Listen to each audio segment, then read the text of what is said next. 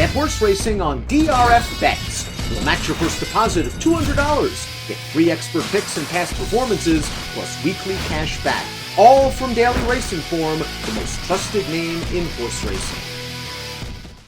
Hi everyone, there are 7 stakes races at Santa Anita on Saturday, 5 on turf, 2 on the main track. Those 2 dirt races, by the way, are for 2-year-old California breds.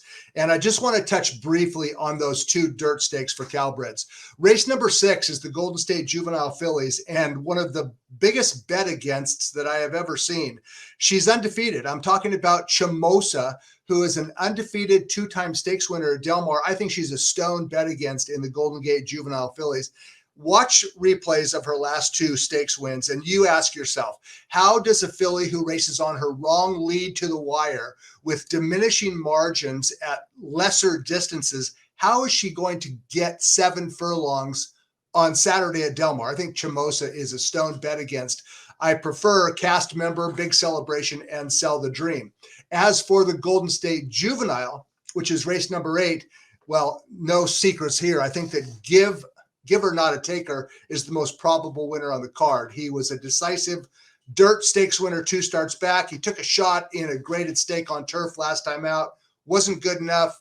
Now he's back doing what he does best. And Giver Not a Taker in race 8 looks like a potential single in all the multi-race wagers. Okay, that's a quick look at the 2 dirt stakes. We're going to be talking about the 3 graded stakes races on Saturday. And we'll take them separately, and we'll start with the Grade 2 Goldikova Stakes. It's race number 3. Let's take a look at the lineup for this 1-mile grass race for fillies and mares. And everyone's favorite, Going Global. All she's done since arriving from Europe early last year is win 8 stakes races and emerged as the top female grass runner in California. But she also is coming off a loss. Avenue de France actually upset Going Global last time out, and we'll talk about that race in just a minute.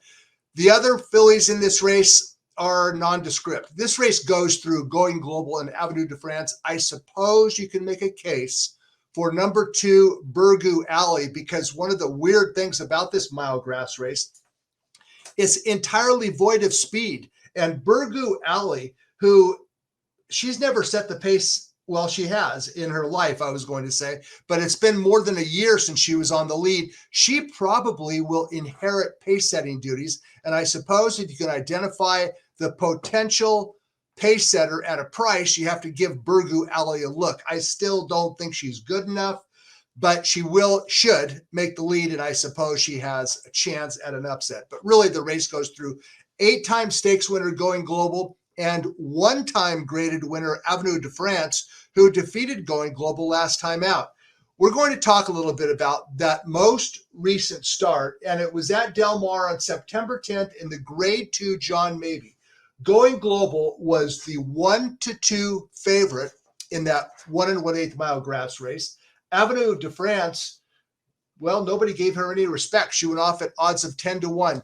We're going to take a look at the replay John C. Mabie, and they're going into the backstretch right now. That's Going Global in 4th position, Avenue de France in 5th position, just kind of where they figured to be. But watch Juan Hernandez on Avenue de France in the orange silks.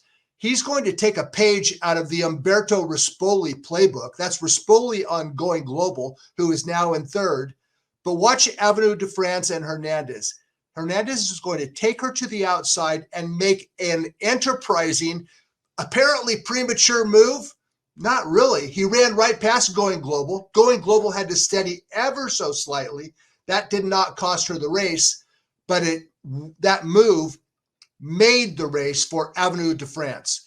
An early move, a bold strategy by Hernandez, and from the top of the lane home, it's lights out. Going Global made it close. That's Going Global in 2nd, Avenue de France on the lead. Going Global had the length of the lane to get to Avenue de France and could not do it. Maybe Avenue de France at age 5 has developed into a better filly mare than Going Global.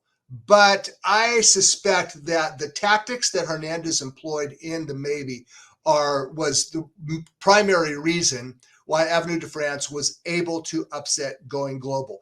This is a rematch. The Goldikova on Saturday is a rematch. They're shortening up to a mile, no big deal. But here's the thing about the Goldikova.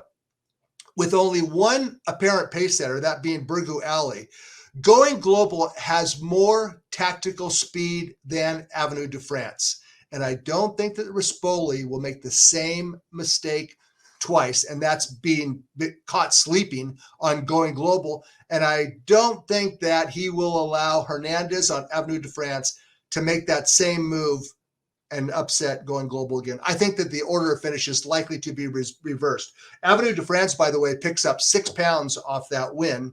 Going Global picks up 4 pounds, and that's, I don't know, 2 pound difference, big deal. They're both carrying 126.